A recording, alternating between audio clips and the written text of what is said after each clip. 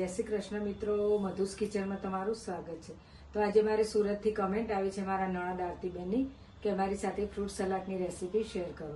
તો ચાલો બનાવવાનું શરૂ કરીએ। સલાડ બનાવવા માટેની મેં કઢાઈ મૂકી દીધી છે નોનસ્ટિક, અને આ રીતે હું 2 લીટર દૂધ લઉં છું, 2 થેલી। હવે આપણે લીટર દૂધ લેવાનું છે, તમારે જેટલા સભ્યો હોય એ પ્રમાણે તમારે બનાવવાનું ફ્રૂટ સલાડ। અત્યારે હું 6 સભ્યો માટે બનાવું છું, 1 લીટર દૂધ લઉં છું। પાવડર લીધો છે મેં। હવે આપણે દૂધમાં એને પહેલાં પલાળી દેવાનું છે, આ રીતે 3 થી 4 ટેબલ સ્પૂન જેટલો। અત્યારે હું 3 ટેબલ સ્પૂન જેટલો લઉં છું। હવે એની અંદર આપણે દૂધ એડ કરી દઈશું। આપણે આને પહેલાં પલાળી રાખવું જરૂર છે, પછી જ આપણે દૂધ ઉકળે એમાં એડ કરવાનું છે। હવે આપણે આને મિક્સ કરી દઈશું ચમચી, અને આપણે એને સાઈડમાં મૂકી દઈશું। એક ઉભરો આવે ત્યાં સુધી આપણે એને થવા દેવાનું છે, પછી આપણે અંદર કસ્ટર્ડ એડ કરીશું। આપણે એક ઉભરો આવવા દઈએ। દૂધને મેં 2 થી 3 મિનિટ માટે ઉકાળી લીધું છે, 2 થી 3 ઉભરામાં આવી ગયા છે, તમે જોઈ શકો છો। થોડું ઘટ પણ થઈ ગયું છે। હવે એની આપણે અંદર એડ કરી દઈશું, કસ્ટર્ડ એડ કરી દઈશું, જે આપણે પલાળી રાખી હતું દૂધમાં એ એડ કરી દઈશું। હવે આપણે આને મિક્સ કરી દઈશું। હવે આપણે ગેસ ધીમો રાખવાનો છે। એની અંદર આપણે ઇલાયચી એડ કરી દઈશું ટેસ્ટ પ્રમાણે,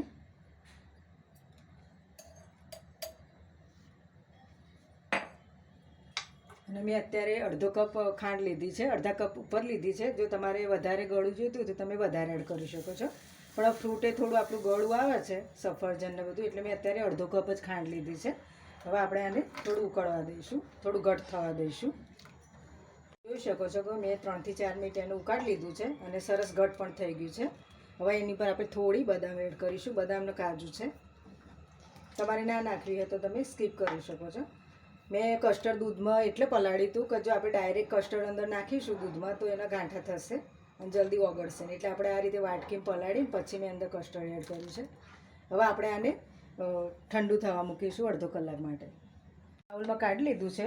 હવે આપણે આને ઠંડુ થવા આ રીતે મિક્સ અડધો કલાક સુધી આપણે એને ઠંડુ કરીશું, અને પછી આપણે ફ્રીજમાં કલાક માટે એને ઠંડુ થવા મૂકીશું। મેં બહાર પહેલાં ઠંડુ કરી લીધું હતું અડધો કલાક, અને પછી મેં ફ્રીજમાં 1 કલાક માટે મૂકી દીધું હતું। ને આ રીતે ઘટ જ રાખવાનું છે તમારે દૂધ જે આપણે બનાવીએ। જો પાતળું કરી દેશો તો ફ્રૂટ જ્યારે એડ કરીશું તો વધારે પાતળું થઈ જશે આપણું ફ્રૂટ સલાડ। તો ચાલો આપણે એને સર્વ કરી દઈશું। તો પહેલાં આ રીતે આપણે બાઉલમાં એડ કરી દઈશું। આ રીતે ઘટ જ રાખવાનું છે। જો પહેલાંથી તમે પાતળું રાખશો દૂધ બનાવેલું તો જ્યારે ફ્રૂટ એડ કરીશું તો ફ્રૂટનું પાણી થશે તો આપણું ફ્રૂટ સલાડ પાતળું બની જશે। આ રીતે તમારે જેટલું લેવું હોય એ પ્રમાણે તમારે અંદર બાઉલમાં એડ કરી દેવાનું। આપણે દૂધ બનાવ્યું છે, અત્યારે મેં 6 સભ્ય જેટલું થાય એટલું બનાવ્યું છે। હવે મેં બધા ફ્રૂટ લીધા છે, સફરજન લીધું છે, દાડમ લીધી છે, કેળા લીધા છે, ચીકુ લીધું છે, અને દ્રાક્ષ લીધી છે। આપણે બધા એડ કરી દઈશું અંદર।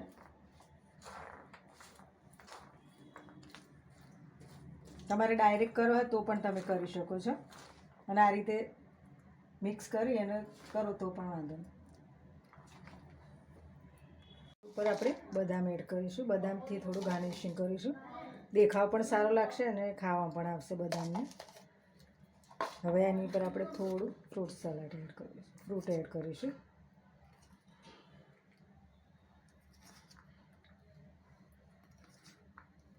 જ્યારે તમારે ખાવાનું હોય ફ્રૂટ સલાડ ત્યારે જ તમારે ફ્રૂટ એડ કરવાના। તો તૈયાર છે આપણું ફ્રૂટ સલાડ, તમે જોઈ શકો છો। તો તમને આજની મારી રેસીપી પસંદ આવી હોય તો મારા વિડીયોને લાઈક કરજો, શેર કરજો, અને મારી ચેનલને સબસ્ક્રાઈબ કરી દેજો। હવે આપણે એક નવા વિડીયો અને નવી રેસીપી સાથે મળીશું, ત્યાં સુધી આવજો।